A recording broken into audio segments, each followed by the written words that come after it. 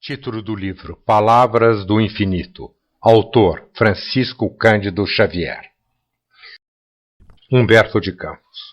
A crônica abaixo foi recebida por Chico Xavier na residência do Sr. Manuel Quintão. Belíssima página de literatura vem mostrar que o grande pensador brasileiro continua tendo, além túmulo, a mesma facilidade de expressão e maneja o português com a mesma elegância com que fazia na vida terrena. A casa de Ismael. Um dia o Senhor, reunindo seus apóstolos ao pé das águas claras e alegres do Jordão, descortinou-lhes o panorama imenso do mundo. Lá estavam as grandes metrópoles cheias de faustos e de grandezas. Alexandria e Babilônia, junto da Roma dos Césaros, acendiam na terra o fogo da luxúria e dos pecados. E Jesus, adivinhando a miséria e o infortúnio do espírito, mergulhado nos humanos tormentos, alçou a mão compassiva em direção à paisagem triste do planeta, declarando aos seus discípulos: Ide e pregai. Eu vos envio ao mundo como ovelhas ao meio dos lobos, mas eu não vim senão para curar os doentes e proteger os desgraçados. E os apóstolos partiram no afã de repartir as dádivas do seu mestre. Ainda hoje, afigura-nos que a voz consoladora de Cristo mobiliza as almas abnegadas, articulando-as no caminho escabroso da moderna civilização. Os filhos do sacrifício e da renúncia abrem clareiras divinas no cipoal escuro das descrenças humanas, constituindo exércitos de salvação e de socorro aos homens que se debatem no naufrágio triste de todas as esperanças. E se a vida pode cerrar os nossos olhos e restringir a acuidade de nossas percepções, a morte vem descerrar-nos no mundo novo, a fim de que possamos entrever as verdades mais profundas do plano espiritual. Foi Miguel Couto que exclamou em um dos seus momentos de amargura diante da miséria exibida em nossas praças públicas: ai dos pobres do Rio de Janeiro, se não fossem os espíritas. E hoje, que a morte reacendeu o lume dos meus olhos que aí se apagava nos derradeiros tempos da minha vida, como luzes bruxuleantes dentro da noite, posso ver a obra maravilhosa dos espíritas edificada no silêncio da caridade evangélica. Eu não conhecia somente o asilo de São Luís, que se derrama pela enseada do Caju, como uma esteira de pombais claros e tranquilos, onde a velhice desamparada encontra remanso de paz no seio das tempestades e das dolorosas experiências do mundo, como realização da piedade pública aliada à propaganda das ideias católicas.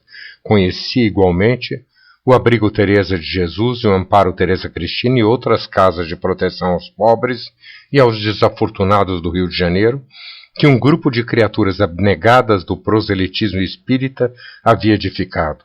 Mas o meu coração, que as dores haviam esmagado, trucidando todas as suas aspirações e todas as suas esperanças, não podia entender a vibração construtora da fé dos meus patrícios que Xavier de Oliveira taxara de loucos no estudo mal avisado do espiritismo no Brasil. A verdade é hoje para mim mais profunda e mais clara. Meu olhar percussiente de desencarnado pode alcançar o fundo das coisas, e a realidade é que a organização das doutrinas consoladoras dos espíritos no Brasil não está formada à revelia da vontade soberana, do amor e da justiça que nos preside os destinos. Obra extrema da direção especializada dos homens, é no alto que se processam as suas bases e as suas diretrizes. Por uma estranha coincidência, defrontam-se na Avenida Passos, quase frente a frente, o Tesouro Nacional e a Casa de Ismael. Tesouros da terra e do céu, guardam-se no primeiro as caixas fortes do ouro tangível, os das suas expressões fiduciárias, e no segundo reúnem-se os cofres imortalizados das moedas do espírito. De um, parte a corrente fertilizante das economias do povo, objetivando a vitalidade física do país, e do outro parte o manancial da água celeste que sacia toda a sede, derramando energias espirituais e intensificando o bendito labor da salvação de todas as almas.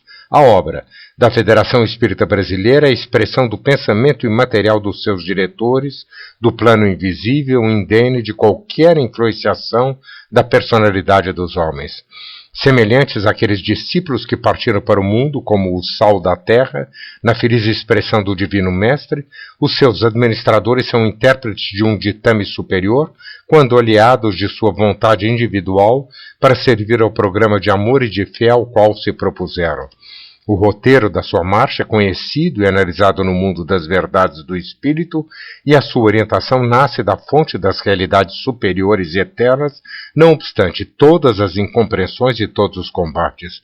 A história da casa de Ismael nos espaços está cheia de exemplos edificantes de sacrifícios e dedicações. Se Augusto Comte afirmou que os vivos são cada vez mais governados pelos mortos, nas intuições do seu positivismo, nada mais fez que refletir a mais sadia de todas as verdades.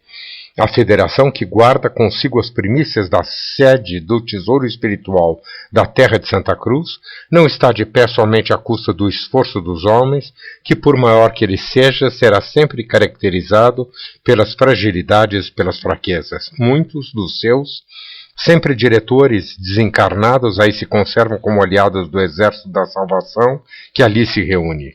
Ainda há poucos dias, enquanto a avenida fervilhava de movimento, vi às suas portas uma figura singela e simpática de velhinho, pronto para esclarecer e abençoar com as suas experiências. Conhece-o? Disse-me alguém rente aos ouvidos. É Pedro Richard. Nesse interim passa um companheiro da humanidade, cheio de instintos perversos que a morte não conseguiu converter à piedade e ao amor fraterno. E Pedro Richard abre os seus braços paternais para a entidade cruel. Irmão, não queres a bênção de Jesus? Entra comigo no seu banquete. Por quê? Replica-lhe o infeliz, transbordando perversidade e zombaria. Eu sou ladrão e bandido, não pertenço à sociedade do teu mestre. Mas não sabes que Jesus salvou Dimas apesar das suas atrocidades, levando em consideração o arrependimento de suas culpas? Diz-lhe o velhinho com um sorriso fraterno. Eu sou o mau ladrão, Pedro Richard. Para mim, não há perdão nem paraíso. Mas o irmão dos infelizes abraça em plena rua movimentada o leproso moral e me diz suavemente aos ouvidos. Jesus salvou o bom ladrão e Maria salvou o outro. E o que eu vi foi uma lágrima suave e clara rolando na face do pecador arrependido. Senhor, eu não estive aí no mundo na companhia dos teus servos abnegados e nem comunguei à mesa de Ismael, onde se guarda o sangue do teu sangue e a carne da tua carne, que constitui a essência de luz da tua doutrina. Eu não te vi senão com Tomé na sua indiferença e na sua amargura, e, como os teus discípulos no caminho de Emaús, com os olhos enevoados pelas neblinas da noite. Todavia, podia ver-te na tua casa, onde se recebe a água divina da fé portadora de todo o amor, de toda a crença e de toda a esperança. Mas não é tarde, Senhor. Desdobra sobre o meu espírito a luz da tua misericórdia e deixa que desabrochem ainda agora no meu coração de pecador as açucenas perfumadas do seu perdão e da tua piedade, para que eu seja incorporado às falanges radiosas que operam na sua casa, exibindo com meu esforço de espírito a mais clara e a mais sublime de todas as profissões de fé. Humberto de Campos, Diário da Noite do Rio de Janeiro, de 13 de junho de 1936. Duas mensagens de Nilo Peçanha sobre o momento político brasileiro: democracia, fascismo, comunismo. Se difícil e inoportuna se torna aos espíritos a ação de se imiscuir nos problemas atinentes à iniciativa necessária dos homens, nada os impede de oferecer aos que ficaram na liça, despendendo energias na mesma atividade que constitui o característico de suas existências sobre a face da Terra, auxiliando assim aos que avançam pela estrada evolutiva os cabedais de suas experiências, única riqueza que lhes ficou das temporalidades deste mundo. Todos quantos amaram o Brasil, ofertando-lhe a vida no que ela possuía de melhor, é claro que não poderiam permanecer indiferentes aos problemas da coletividade nacional. Uma questão grandiosa demais pela sua complexidade e importância deve preocupar a quantos se encarregaram do governo do povo para o povo. A política nacional, infelizmente, não vem encarando as suas obrigações austeras como se faz mister. No letargo que os poderes da força propiciam, ouvindo empolgada os cantos de sereia do partidarismo e do individualismo perniciosos, vem olvidando seus máximos deveres, as suas obrigações mais sagradas. É óbvio que no Brasil da atualidade a única fórmula governamental adaptável às conveniências do país, para que as massas permaneçam isentas do sacrifício de toda a natureza, tem de ser baseada nas linhas democráticas, preparando-se a nacionalidade pela educação dentro da ordem para a evolução do futuro. Entretanto, o extremismo vem solapando o edifício das nossas instituições, espalhando doutrinas anarquizadoras, copiando os programas dos outros, esquecendo de que ainda não nos dignamos examinar, em mais de 100 anos de nossa independência jurídica, as realidades nossas, as questões visceralmente brasileiras, alheios ao ambiente que reflete as feições idiosincráticas do nosso povo. Não temos realizado mais que aquelas travessuras do símio, entre aspas, de que nos falava Rui Barbosa nas suas célebres afirmações. O nosso país já atravessou o período em que se tornava mister a tradução e a adaptação dos costumes e leis alheias. Faz-se preciso encarar as nossas necessidades de perto, sem as imitações burlescas dos países que instauraram o governo forte pós-guerra e do comunismo que a Rússia se habituou a fabricar apenas para exportação. A situação do Brasil atual é de angústia, tanto no terreno econômico-financeiro, como nos bastidores da administração que se vem conduzindo com a mais lastimável ausência de tirocínio nos problemas referentes às classes produtoras e trabalhistas. Urge abandonar os velhos sistemas de facciosismo eleitoral, encarando as questões nacionais nas suas mínimas facetas. País essencialmente agrícola, o Brasil tem de voltar as suas vistas para sua imensa extensão territorial, multiplicando os conselhos técnicos da agricultura, velando carinhosamente pelos seus problemas. Ninguém pode contestar que os ministérios se tenham desviado das suas elevadas finalidades e que se venham dissociando na desorganização. Todos os seus serviços são perfeitos, todos os seus aparelhos são utilíssimos, contudo, sobre eles está a suposta onisciência governamental. Não basta conciliá-los da política administrativa para a criação de leis execuíveis e benfeitoras da coletividade. Acima de tudo, é necessário estudar-se uma das mais importantes questões da psicologia política. Faz-se preciso interessar as classes, captar a adesão do povo a essas leis, seduzir as massas com a exposição dos seus altos benefícios. Todos os regulamentos e leis criados para o povo tornam-se desnecessários desde que não se saiba interessá-lo, desprezando desse modo o largo potencial de suas energias para sua perfeita execução. As leis estiolam-se e desaparecem quando não são bafejadas pela homologação popular. Nos dias que passam é urgente a renovação das leis agrárias, intensificando-se a produção, fomentando-se a indústria, regulando eficazmente a balança comercial na nacionalidade, quer seja solucionando o enigma do transporte e das questões tarifárias dentro do país ou fundando no estrangeiro os mercados dos nossos produtos. Esses problemas grandiosos têm sido relegados a um plano inferior pelos nossos administradores, os quais, infelizmente arraigados aos sentimentos de personalismo, vivem apenasmente para as grandes oportunidades.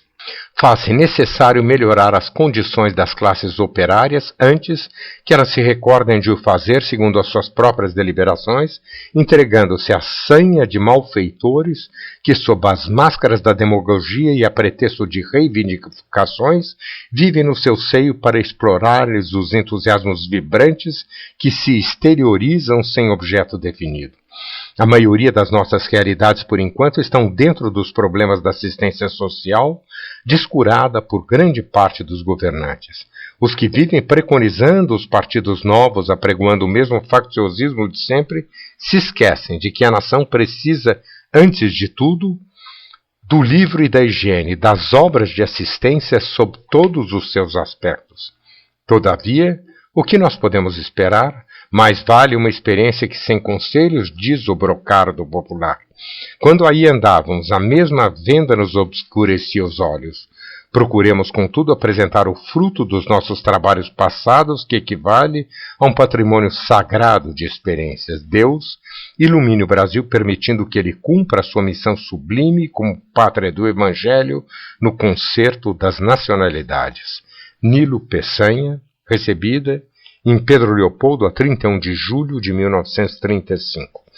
Se é certo que fisicamente todas as nações representam em si o patrimônio comum da humanidade, eliminando-se o sentimento dos regionalismos injustificáveis, em virtude do laço de fraternidade que usa todas as criaturas ante a vontade soberana de Deus, é certo, igualmente, que determinadas coletividades, mesmo no plano espiritual, colaboram em favor do progresso dos núcleos humanos a que se sentem escravizadas pelos mais santos laços afetivos no complexo grandioso das afinidades radicais.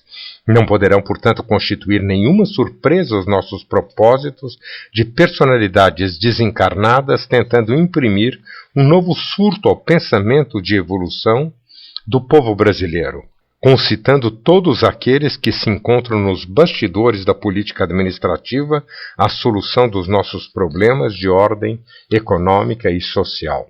Colaboramos sim com todos, não obstante as condições de invisibilidade da nossa ação, procurando influenciar na esfera de nossas possibilidades relativas a prol da solução objetiva das grandes questões que assoberbam a nacionalidade. Mais do que nunca necessita o Brasil voltar-se para o estudo, para a necessária análise do seu infinito reservatório de economias, abandonado por aqueles a quem compete um estudo metodizado de plano amplo de ação em favor das nossas realidades, genuinamente nossas, extremes de qualquer atuação estrangeira. Observando-se os nossos institutos políticos e econômicos, reconhecemos que quase nada adiantamos além das cópias das normas que nos ofereciam outros povos dentro da sua existência coletiva, radicalmente diversa da nossa em suas modalidades multiformes. Nas questões do direito, da administração, dos regulamentos, nada temos feito senão adaptar as más adaptações de tudo quanto observamos nos outros. Seria preciso criarmos um largo movimento de brasilidade? Não, para a arte balofa dos dias atuais que aí correm de bandeirolas ao vento, proclamando nossas ridicularias indígenas, mas um sentimento essencialmente brasileiro, saturado de nossas realidades e necessidades inadiáveis. Infelizmente, tivemos a fraqueza de nos apaixonarmos pelas teorias sonoras, acalentando os homens palavrosos, conduzindo-os aos poderes públicos, endeusando-nos, incensando-os com a nossa injustificável admiração, olvidando homens de ação, de energia que aí vivem isolados, corridos dos gabinetes da administração nacional, em virtude da sua inadaptabilidade às lutas da política do oportunismo e das longas fileiras de afiliadismo que vem constituindo a mais dolorosa das calamidades públicas do Brasil. Precisávamos agora, para a solução dos nossos problemas mais urgentes, não de copiar artigos e regras burocráticas, mas firmar pensamentos construtores, que renovassem os nossos institutos de ordem social e política, hoje seriamente ameaçados em suas bases, justamente pelo descaso e inércia com que observamos as exposições das teorias falsas e errôneas para a esfera do governo, as quais, infiltrando-se no âmago das coletividades, preparam surtos dos arrasamentos. Nem sempre liberdade significa prosperidade. Dar muitas liberdades a um povo que se ressente de necessidades gravíssimas, inconsciente ainda das suas responsabilidades, falando-se de um modo geral, é fornecer armas perigosas para a destruição da vida desse mesmo povo. No Brasil, sobram as regalias políticas e as liberdades públicas. Tudo requer ordem e método.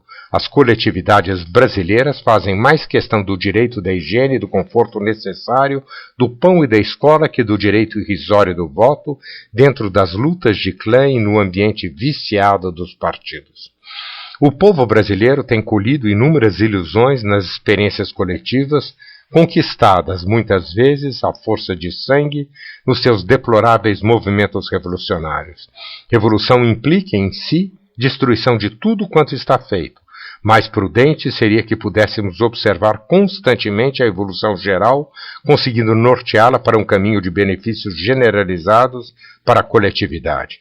Infelizmente, esses movimentos em nosso país objetivam unicamente o individualismo dos políticos ambiciosos e a hegemonia dos estados em detrimento das outras unidades da federação. Movimentos revolucionários em nossa terra representam lutas dolorosas, onde as ações ficam encerradas nas palavras das praças públicas, onde as massas sofredoras e anônimas guardam os mesmos enganos de sempre. Seria ideal que os brasileiros se unissem para a cruzada bendita do reerguimento da nacionalidade, conscientes do seu valor próprio, prescindindo as influências estrangeiras, realizando, construindo a pátria de amanhã, cujo futuro promissor constitui uma larga esperança para a humanidade. Do próprio Nordeste, cheio de flagelados e desiludidos, poder-se-ia fazer um oásis. Aí temos os homens do pensamento e da ação, realizadores práticos, corajosos, que atacariam de pronto os problemas mais fortes de nossa economia, preservando-a, metodizando-a para o bem-estar da nação. Mas onde se conservam essas criaturas do sentimento e do raciocínio que as melhores capacidades caracterizam? Justamente, quase todos, por nossa infelicidade, se conservam afastados da paixão política que empolga a generalidade dos nossos homens públicos. Com algumas exceções, a nossa política administrativa, infelizmente, está cheia daqueles que apenas se aproveitam da situação para os favores pessoais e para as condenáveis pretensões dos indivíduos.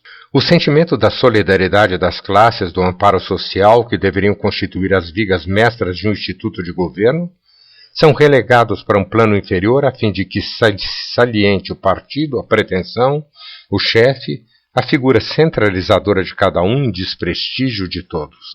É dessa orientação nociva que se vem derivando o mal-estar das classes produtoras e proletárias no Brasil, predispondo-as a um estado de incompreensão altamente prejudicial à execução dos programas econômicos e políticos. E daí, a necessidade de uma compreensão mais profunda por parte do governo, que deverá buscar no cadinho das análises minuciosas os menores problemas das classes para resolvê-los antes que elas perigosamente se abalancem a resolver por si mesmas. Nesse trabalho de orientar os nossos homens do governo, estamos todos nós empenhados, todos os que, do plano espiritual, não obstante a ausência da indumentária carnal, vivem pugnando por um Brasil mais forte, unido e mais feliz. Nilo Peçanha, recebido em Pedro Leopoldo a 31 de julho de 1935. Julgando opiniões. Após a publicação do teu e nosso livro, abundaram as opiniões com respeito à tua personalidade.